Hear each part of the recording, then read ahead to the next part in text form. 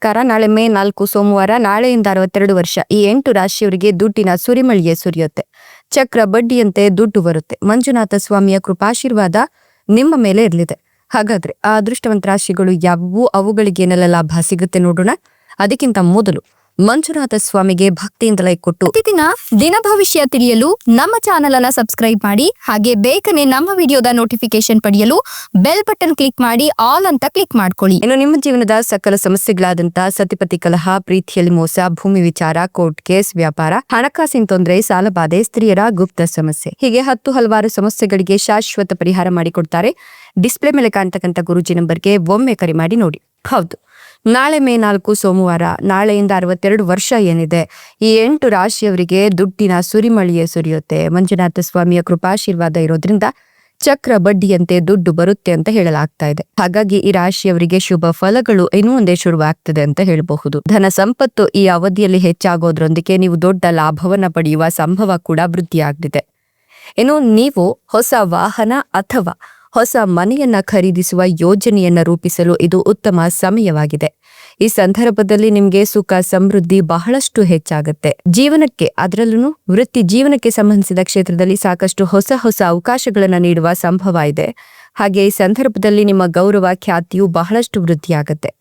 ಜೊತೆಗೆ ಬಹಳ ಸಮಯದಿಂದ ಉನ್ನತ ಪದವಿಗಾಗಿ ಕನಸನ್ನ ಕಾಣ್ತಿದ್ರೆ ಈ ಅವಧಿಯಲ್ಲಿ ಉತ್ತಮ ಮಾರ್ಗಗಳು ಗೋಚರಿಸೋದ್ರೊಂದಿಗೆ ಸಾಕಷ್ಟು ಶುಭ ಫಲಗಳನ್ನ ಪಡ್ಕೊಳ್ತೀರಾ.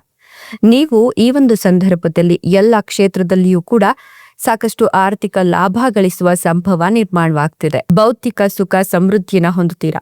ನಿಮ್ಮ ಸಾಮರ್ಥ್ಯ ಮತ್ತು ನಿರ್ಧಾರವನ್ನ ತೆಗೆದುಕೊಳ್ಳುವ ಶಕ್ತಿ ಬಹಳಷ್ಟು ಹೆಚ್ಚಾಗುತ್ತೆ. ವ್ಯಾಪಾರ ವ್ಯವಹಾರವನ್ನು ಮಾಡ್ತಕ್ಕಂಥ ಈ ರಾಶಿಯ ಜನರು ಹಳೆಯ ಹೂಡಿಕೆಗಳಿಂದ ಈ ಅವಧಿಯಲ್ಲಿ ಹೆಚ್ಚಿನ ಪ್ರಯೋಜನಗಳನ್ನ ಪಡ್ಕೊಳ್ತಾರೆ.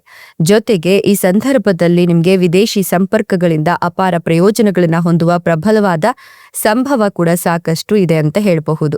ನಿಮ್ಮ ವೈವಾಹಿಕ ಜೀವನ ಮತ್ತು ಪಾಲುದಾರಿಕೆಗೆ ಸಂಬಂಧಿಸಿದ ಕೆಲಸಗಳಲ್ಲಿ ಯಶಸ್ಸನ್ನ ಗಳಿಸಲು ಮತ್ತು ಬಲವಾದ ಸ್ಥಾನವನ್ನ ಹೊಂದಲು ಸಾಕಷ್ಟು ಸಹಾಯ ಸಿಗುತ್ತೆ. ನಿಮ್ಮ ಜೀವನ ಶೈಲಿಯಲ್ಲಿ ಬಹಳಷ್ಟು ಸಕಾರಾತ್ಮಕ ಬದಲಾವಣೆಗಳನ್ನ ಈ ಸಂದರ್ಭದಲ್ಲಿ ನೀವು ಹೊಂದುತ್ತೀರಾ ಅಂತ ಹೇಳಬಹುದು. ನೀವು ಈ ಒಂದು ಸಂದರ್ಭದಲ್ಲಿ ಸಮಾಜದಲ್ಲಿ ಅತ್ಯಂತ ಹೆಚ್ಚಿನ ಗೌರವಕ್ಕೆ ಪಾತ್ರರಾಗ್ತೀರಾ ಹಾಗೂ ಪ್ರತಿಷ್ಠೆಯಲ್ಲಿ ಹೆಚ್ಚಳವನ್ನ ಹೊಂದುತ್ತೀರಾ. ಸಾಕಷ್ಟು ಯಶಸ್ಸು ಗಳಿಸುವ ಯೋಗ ಕೂಡ ನಿರ್ಮಾಣವಾಗುತ್ತೆ. ಹಾಗೆ ಈ ಸಂದರ್ಭದಲ್ಲಿ ರಾಜಕೀಯಕ್ಕೆ ಸಂಬಂಧಿಸಿದಂತಹ ಈ ರಾಶಿಯ ಜನರಿಗೆ ಯಾವುದಾದ್ರೂ ದೊಡ್ಡ ಜವಾಬ್ದಾರಿ ಈ ಸಂದರ್ಭದಲ್ಲಿ ಸಿಗುತ್ತೆ.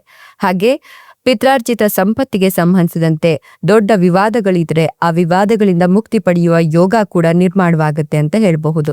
ನಿಮ್ಮ ಅದೃಷ್ಟದ ಬಾಗಿಲು ಓಪನ್ ಆಗಿದ್ದು ಈ ಒಂದು ಸಂದರ್ಭದಲ್ಲಿ ಮದುವೆ ಆಗಿಲ್ಲ ಅನ್ನೋರಿಗೆ ಮದುವೆಯ ಯೋಗ ಇದೆ. ವೃತ್ತಿ ಕ್ಷೇತ್ರದಲ್ಲಿ ನೀವು ಉತ್ತಮ ವೇಗವನ್ನ ಪಡ್ಕೊಳ್ತೀರಾ. ಜವಾಬ್ದಾರಿಯುತ ನಡೆ ಮತ್ತು ಯೋಜಿತ ಕಾರ್ಯ ಪದ್ಧತಿ ನಿಮ್ಮ ಯಶಸ್ಸಿಗೆ ದಾರಿ ಮಾಡಿಕೊಡ್ತದೆ ಅಂತ ಹೇಳಬಹುದು. ಕುಟುಂಬದಲ್ಲಿ ಹಿರಿಯರ ಸಲಹೆಯನ್ನ ಗಮನದಲ್ಲಿ ಇಟ್ಕೊಂಡು ಕೇಳಬೇಕಾಗತ್ತೆ. ಇಲ್ಲವಾದ್ರೆ ಒಂದಷ್ಟು ತೊಂದರೆಗಳಿಗೆ ಸಿಲುಕು ಹಾಕೊಳ್ತೀರಾ.